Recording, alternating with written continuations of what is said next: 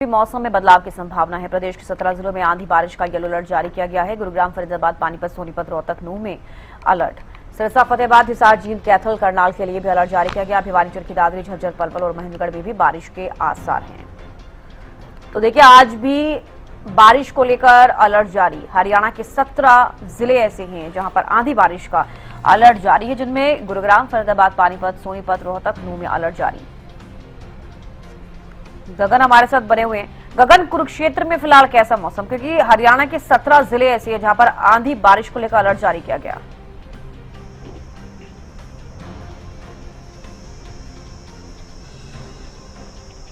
बिल्कुल चविष्का, इस समय सुबह के 9:15 बज चुके हैं और इस समय तापमान जो दर्ज किया जा रहा है, टेम्परेचर की बात की जाए तो 31 डिग्री जो है दर्ज किया जा रहा है। और आज जो तापमान जो है अधिकतम तापमान जो है 36 या 37 डिग्री तक जो है जा सकते हैं। देखिए, हाल ही में कुछ दिनों पहले जो बरसात हुई थी उसकी वजह से जो टेम्परेचर बिल्कुल नॉर्मल अभी चल रहा है और आने वाले कह सकते हैं कि 2 से 4 दिनों तक इसी तरीके का मौसम रह सकता है। लेकिन हरियाणा के कुछ ऐसे जिले हैं जिनमें जो है अलर्ट जारी किया गया कि आंधी, तूफान या बरसात भी जो है हो सकती है। और देखिए, हम कह सकते हैं कि मौसम विभाग की तरफ से पहले ही कह दिया गया था कि 19 या 20 तारीख के बाद जो प्री मानसून हरियाणा के अंदर जो है एक्टिव हो सकता है। तो ये कह सकते हैं कि लक्षण जो है जरूर प्री मानसून की एंट्री के दर्शाते हुए नजर आ रहे हैं। और अगर बरसात आएगी तो कहीं ना कहीं टेम्परेचर में जरूर गिरावट दर्ज की जाएगी, लोगों को गर्मी से राहत मिलती हुई नजर आएगी। लेकिन दूसरी तरफ आंधी तूफान जब भी आते हैं तो नुकसान अधिक मात्रा में हो जाता है। कई बार कहीं पेड़ गिर जाते हैं तो कभी बिजली के खंभे गिर जाते हैं और कई जगह हादसे होने की भी खबर भी जो है सामने आती है। तो ऐसे में एक चीज के फायदे भी है और नुकसान भी है। तो अगर ठीक है, लौटूंगी गगन आपके पास। राजीव सुल्तानिया भी हमारे साथ जुड़ गए हैं कनीना से। अब राजीव, महेंद्रगढ़ जिले में कनीना में फिलहाल अभी मौसम कैसा है, क्योंकि 17 जिले ऐसे हैं जहां पर अभी आंधी बारिश को लेकर अलर्ट जारी किया गया है। सविस्का जी, मैं आपको बताना चाहूंगा, मौसम विभाग के द्वारा आज 17 जिलों में येलो अलर्ट जारी किया गया है। और हम महेंद्रगढ़ जिले की बात करें तो महेंद्रगढ़ जिला भी उसमें शामिल है। और मंगलवार की हम बात करें तो मंगलवार को महेंद्रगढ़ जिले में बरसात हुई, जिसमें तापमान जो था वो दिन का अधिकतम तापमान यानी कि 31 डिग्री के आसपास रहा, जो पूरे प्रदेश में कहीं ना कहीं जो है तापमान न्यूनतम रहा। वही रात्रि के तापमान की बात करें तो महेंद्रगढ़ जिले का 19 डिग्री न्यूनतम तापमान पहुंच गया। तो ऐसे में जो जून का महीना है जिसमें भयंकर गर्मी पड़ती है, उसमें बड़ी ही ठंडक का एहसास हुआ। बड़ा ठंडा दिन कल का रहा है, यानी कि पूरे दिन जो है कल ठंडी हवाएं चलती रही। तो ऐसे में लोगों को गर्मी से काफी राहत मिली है, क्योंकि पिछले दिने हम देख रहे थे 15 दिन पहले काफी जो तापमान था वो महेंद्रगढ़ जिले का 44 डिग्री के पार पहुंच गया था। लेकिन अभी लगातार 1 जून से तापमान में कमी देखने को मिल रही है, जिससे लोगों को गर्मी से काफी जो राहत है वो मिलती नजर आ रही है। और फिलहाल मौसम विभाग का यही कहना है कि 20 जून तक जो है मौसम परिवर्तनशील बना रहेगा और ऐसे में प्रदेश के कई जिलों में हल्की से मध्यम बरसात जो है वो देखने को मिलेगी। तो ऐसे में जो जून का महीना है उसमें काफी राहत जो है वो लोगों को मिलती नजर आ रही है, क्योंकि जो पिछले दिनों हमने देखा किसानों के लिहाज से अगर हम बात करें तो क्या उनके लिए कितना फायदा हो सकता है इस बारिश से, क्योंकि जून के महीने में तो लगातार मौसम बदला है, काफी बारिश देखने को मिली है।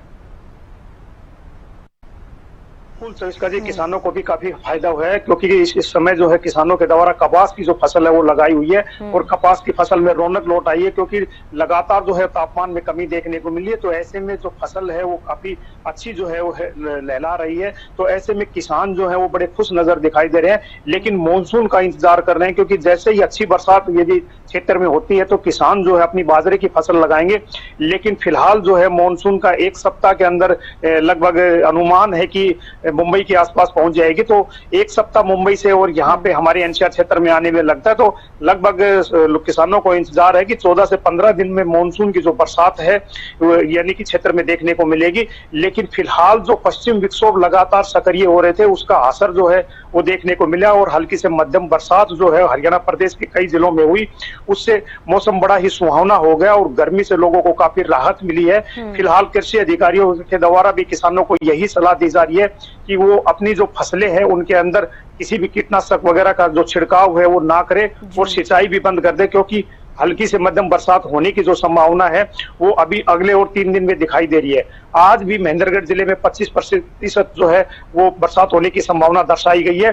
तो ऐसे में किसानों को यही सलाह दी जा रही है कि उनकी कोई कटी फसल पड़ी है तो उसको भी इकट्ठा करके रखे, और यदि उनका अनाज का भंडारण कहीं बाहर है तो उसको ढक कर रखे, क्योंकि आने वाले 2 से 3 दिन में हल्की से मध्यम बरसात जो है वो और होने की संभावना है। तो ऐसे में तापमान में जो है वो लगातार गिरावट जो देखने को मिल रही है, क्योंकि जो तापमान हम 3-4 दिन पहले देख रहे थे वो 39 डिग्री के लगभग पहुंचा था, तो उसमें कल जो तापमान था उसमें 9 डिग्री गिरावट देखने को मिली। तो ऐसे में ठंडी जब हवाएं चल रही थी तो लोगों को काफी ठंडक का एहसास हो रहा था, और लोगों को यही कहना था कि जो भीषण गर्मी थी उससे लोगों को काफी परेशानियां होती थी, और अब जो तापमान में काफी गिरावट देखने को मिली है उससे काफी राहत की सांस मिली है। तो फिलहाल जो है मौसम बड़ा सुहावना बना हुआ है, और अभी तो धूप निकली हुई है लेकिन शाम तक जो है बरसात होने की संभावना है। लेकिन 60 से 70 किलोमीटर प्रति घंटे की तेज रफ्तार से हवाएं भी चलने की उम्मीद है।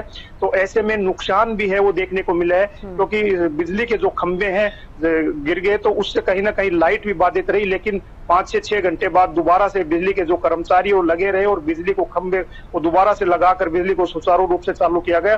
तो ऐसे में जब 70 से 80 किलोमीटर प्रति घंटे की तेज रफ्तार से हवाएं आती है, यानी कि आंधी और तूफान आता है, तो उसमें सबसे ज्यादा नुकसान पेड़ों का और बिजली के खंभों का गिरने को होता है। क्योंकि लगातार हम देख रहे हैं कि बिजली की जो घटनाएं हैं वो देखने को मिल रही है, क्योंकि बिजली के खंभे गिर जाते हैं तो उससे लाइट बाधित हो जाती है, तो उससे कहीं ना कहीं जो परेशानी है वो बिल्कुल स्थानीय लोगों को देखने को मिलता है। जी सर, उसका जी चलिए, बेहद शुक्रिया राजीव जुड़ने के लिए और गगन जुड़ने के लिए, तमाम जानकारी देने के लिए।